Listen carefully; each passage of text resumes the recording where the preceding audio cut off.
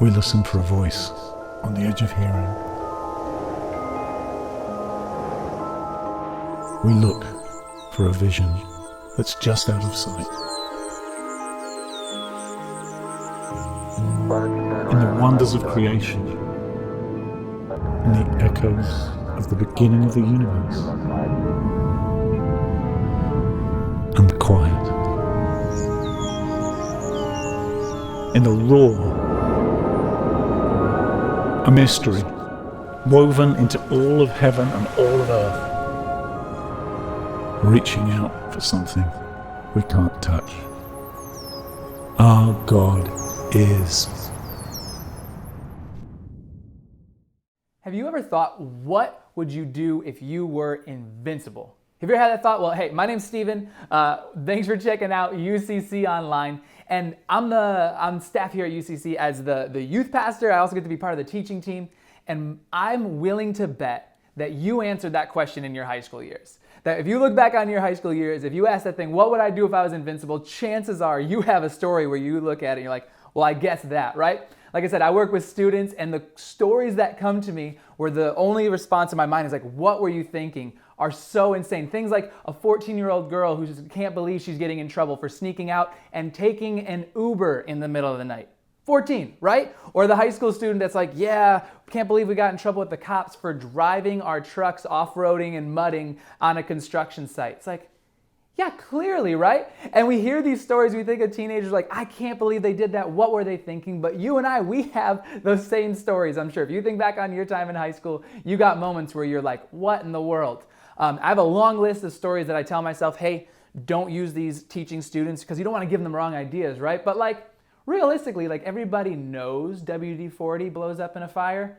But until that shrapnel like melts your shorts and you get a little burn on your thigh, you don't really know. You know what I'm saying? And I think back on that stuff and I'm like, what were we doing? What were we thinking? Well, here's the crazy thing, is it turns out that teenagers, as they're growing, as they're developing, our brains, the prefrontal cortex, this is some kind of like just nerdy stuff. If you don't care about this, that's fine. I think it's interesting.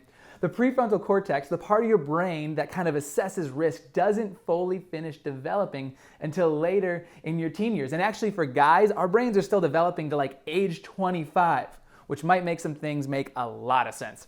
But the point being is that when you say like, what were they thinking? Well, guess what? Like they're thinking just that. I'm invincible. I can do anything. Even if you wouldn't say that, that's kind of like the thought in our mind, is that we don't see the risk and we just jump into things. But then as we get older, all of a sudden we start slowing down. We say, whoa. I start thinking about the consequences of things. I start thinking about what could go wrong, and I kind of pull back on things, right? We become much less likely to jump into risky things, jump into things that might go wrong, and we tend to start playing it safe, right? And here's the deal, it's not a bad thing, right? Like we need to be aware of what we're doing, but I think this can start to kind of come into faith as well. And so, but come back to this question, if you were invincible, if you could go back to that feeling of like, man, I can do anything, what if we could do anything? What would you do? And with that kind of thought of invincibility in our minds, I want to share a passage real quick. This is the words of Jesus in John 14. And Jesus says this, he says, I tell you the truth. Anyone who has faith in me will do what I have been doing. He will do even greater things than these because I am going to the Father. This is a crazy verse, right? Jesus comes and he says, man, if you have faith in me, you will do greater things than these. Think about the things Jesus did.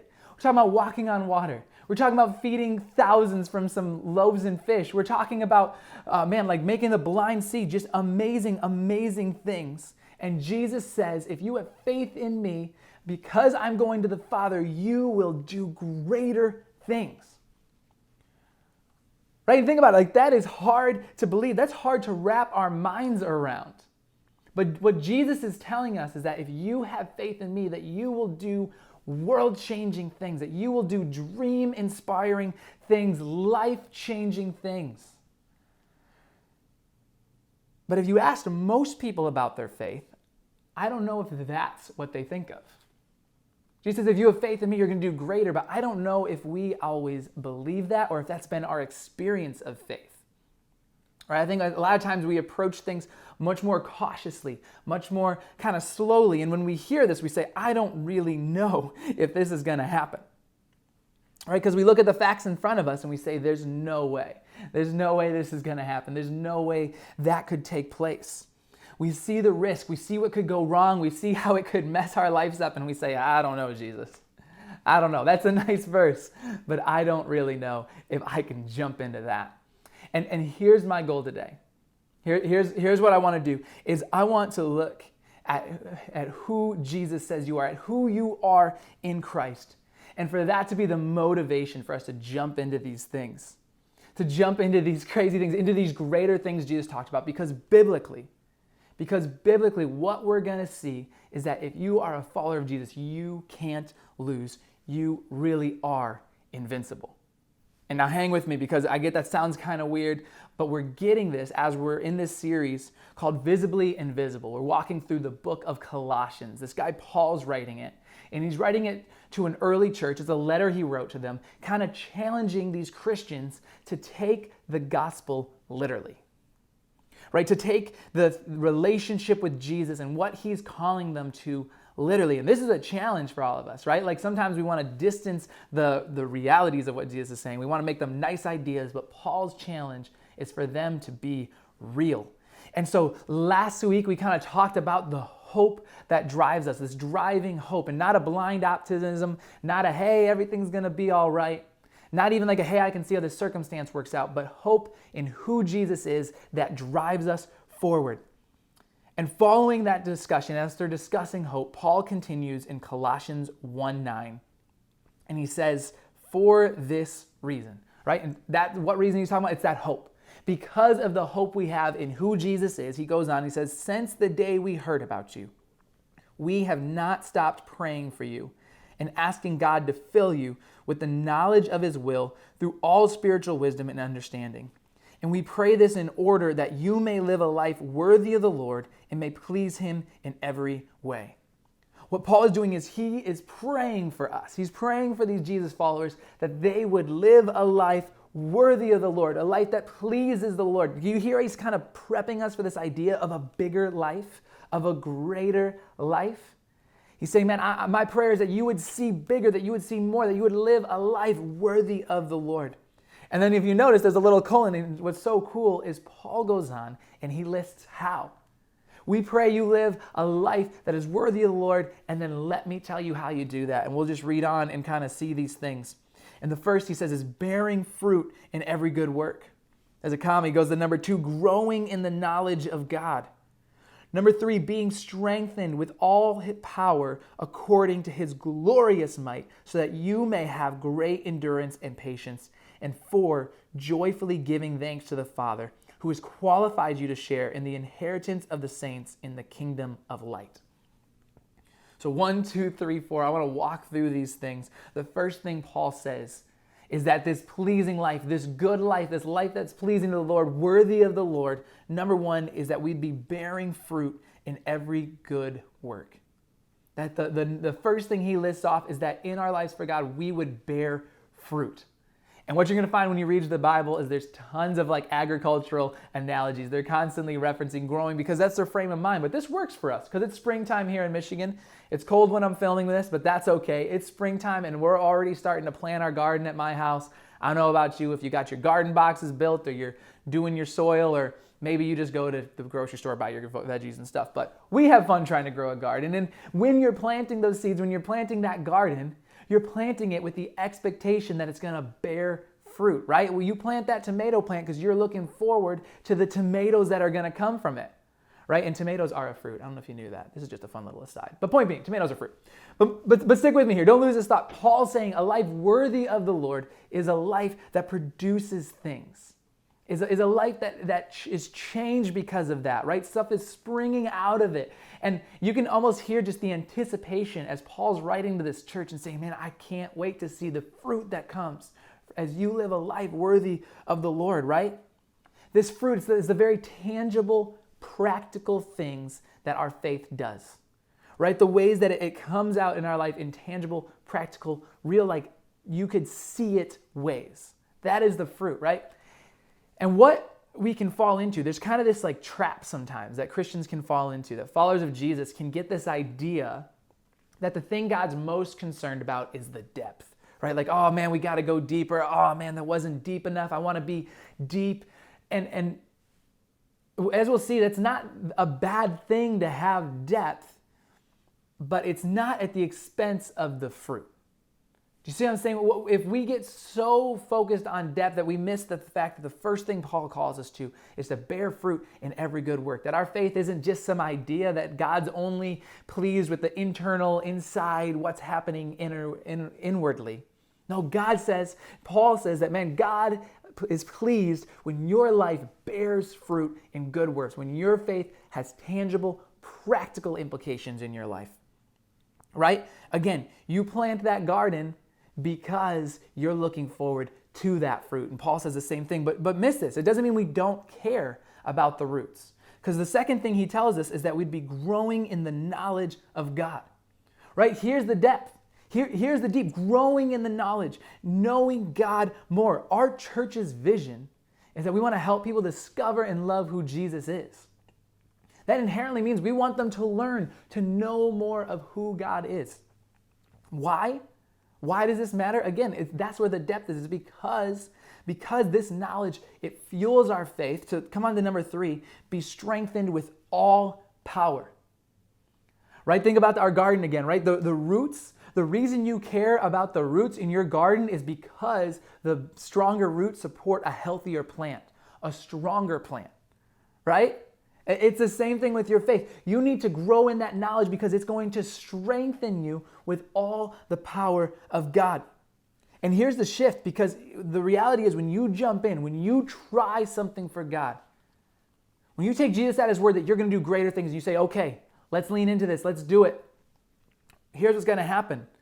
It might be something new, and I don't know if you've started something new in your life, but it generally is not an easy thing where you're just like all of a sudden, boom, this is like habitual for me. No, it takes time. Or if you've tried to do something that's hard, maybe you've been trying something and it's difficult, where do we find the strength to keep going?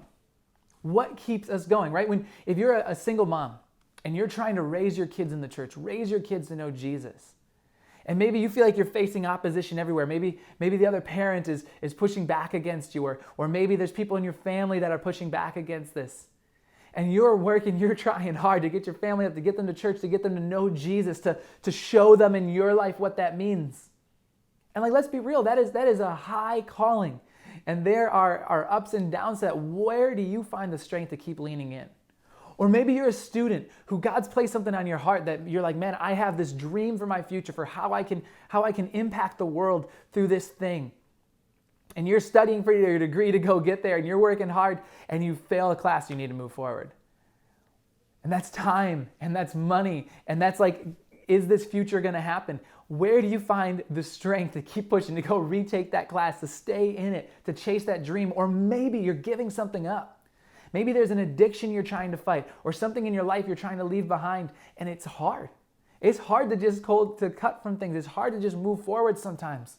It's hard to change these habits that are linked into our lives. Where do you find it? Well, that passage has said that, man, we would be strengthened with all power according to his glorious might, so you may have great endurance and patience. We need endurance and patience, and Paul is saying that we find that in Jesus. That it's the strength comes from knowing God, knowing he's the one who's going to provide that strength, knowing he's the one who's going to pull us through that. Not us, but him, right? That strength is the source of the endurance, of the patience that Paul is telling us is needed for a life that is pleasing to God. Do you see that? If you're in a moment where you're like, man, I don't know how to be patient on this, I don't know how to keep pushing forward in this, Paul says, guess what? God is going to provide you with the strength because this is part of a life that is pleasing to him, that is worthy of him. And so we keep pressing through in the strength of God, and all the while, that last thing he lists, we joyfully give thanks. All the while, we're joyfully giving thanks, recognizing where God's moving, recognizing the strength he's giving us, recognizing the future that he's calling us into. Right? And so Paul paints this awesome picture, this really, I think, tangible picture of bearing fruit, of growing in knowledge, of finding our strength in that knowledge, in the depth of who God is, of who Jesus is. And we give thanks as we walk forward. And then he goes on and he says this. He says, "For he has rescued us from the dominion of darkness and brought us into the kingdom of the Son he loves, in whom we have redemption, the forgiveness of sins." Remember, this is Paul's prayer.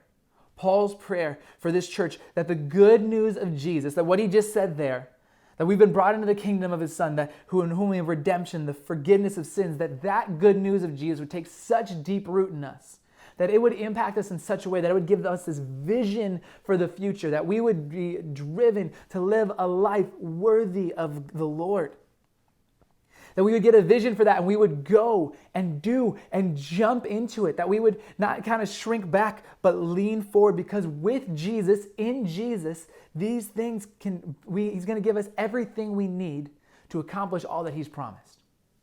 Jesus is going to give us everything we need to accomplish all he has promised. At the end of the day, you know what? Like, come back to this big idea. What would you do if you're invincible? I believe you are invincible. I believe we are. That if we're followers of Jesus, we are invincible. And look, I get it. This feels like a little bit of a jump. You might be like, okay, wait a second. Like you're talking about all these things and you're like, and you're invincible. Like, wait a second, hold up. Why? What do you mean? Because it's one thing to say, hey, Jesus is calling you into something. It's another thing to start saying, what does it actually look like to walk through that? Because we just said it's going to be hard. Things that require endurance and patience mean they're going to be difficult. There might be seasons, there might be moments where you feel as if you're failing. There may be moments where you fail. What if I step out, trust you, Jesus? What if I lean into this thing and I fail and it doesn't work out and it doesn't go well and I look foolish and I look embarrassed, right? What if that happens?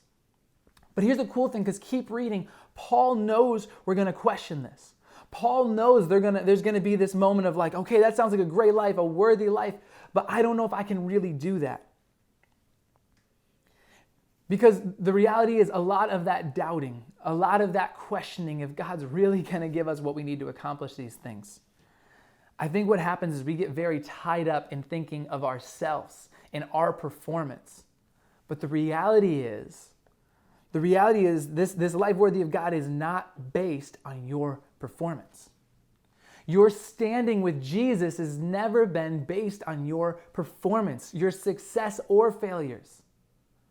That's not what determines who you are in God's kingdom. That's not what brought you into the kingdom that God was talking about, that Paul was referencing.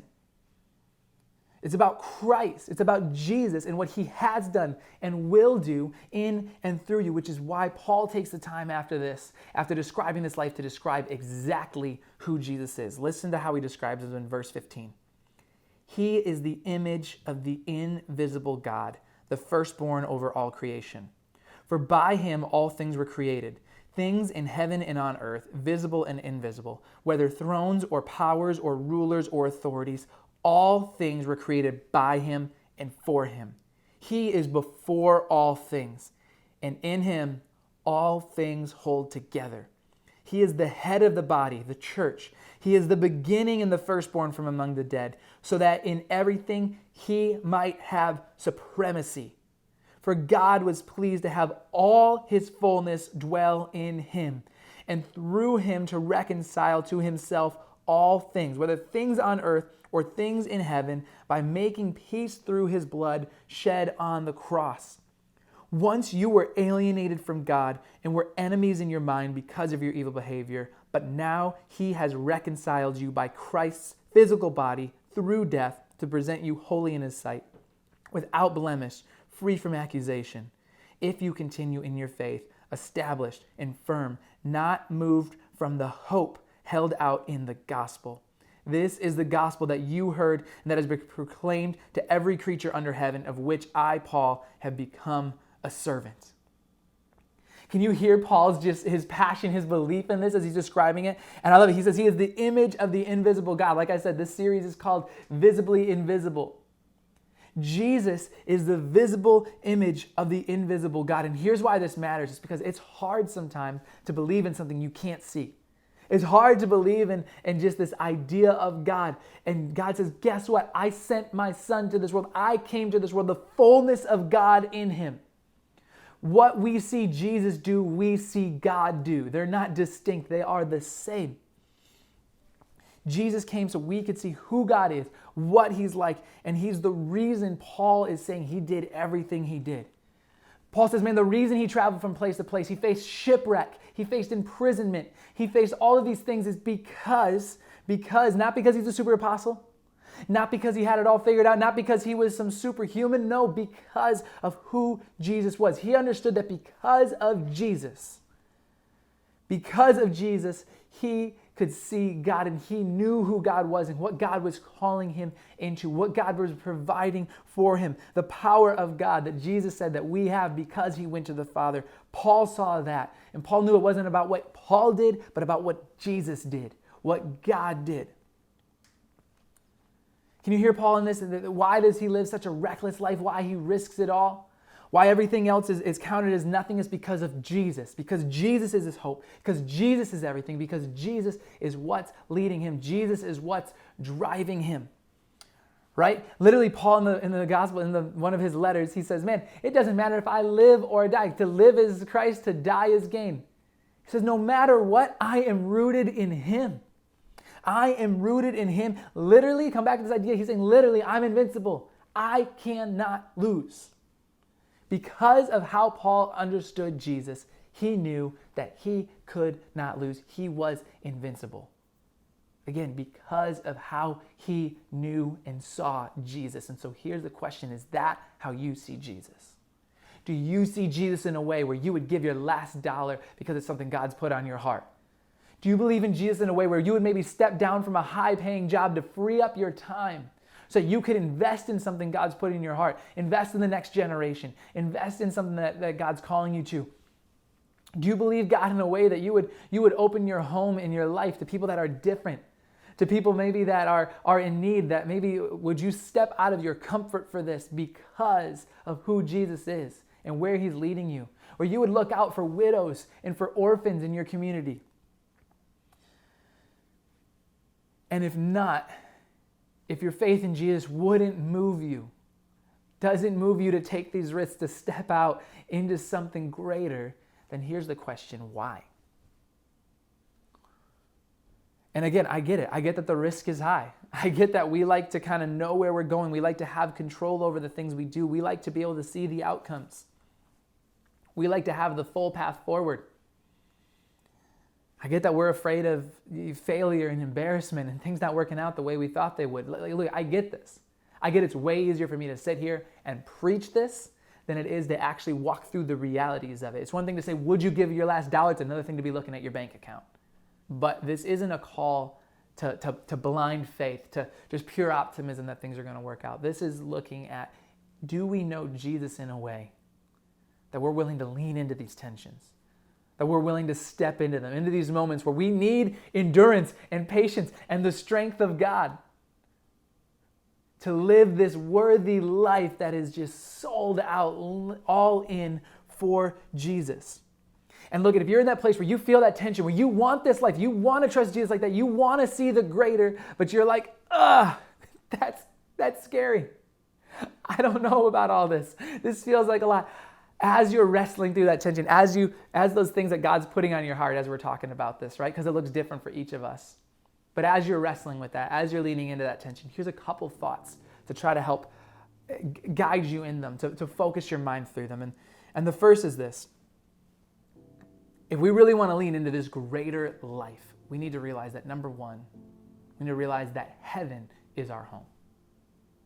We need to realize that heaven is our home. As we're leaning into that tension, that's where our sights need to go. When we see this in Hebrews 11, there's this great chapter. We call it the Hall of Faith, sometimes just amazing stories of faith. In Hebrews 11:3, it says, by faith we understand that the universe was formed at God's command, so that what is seen was not made out of what was visible. The universe was formed at God's command. Everything you know is from God.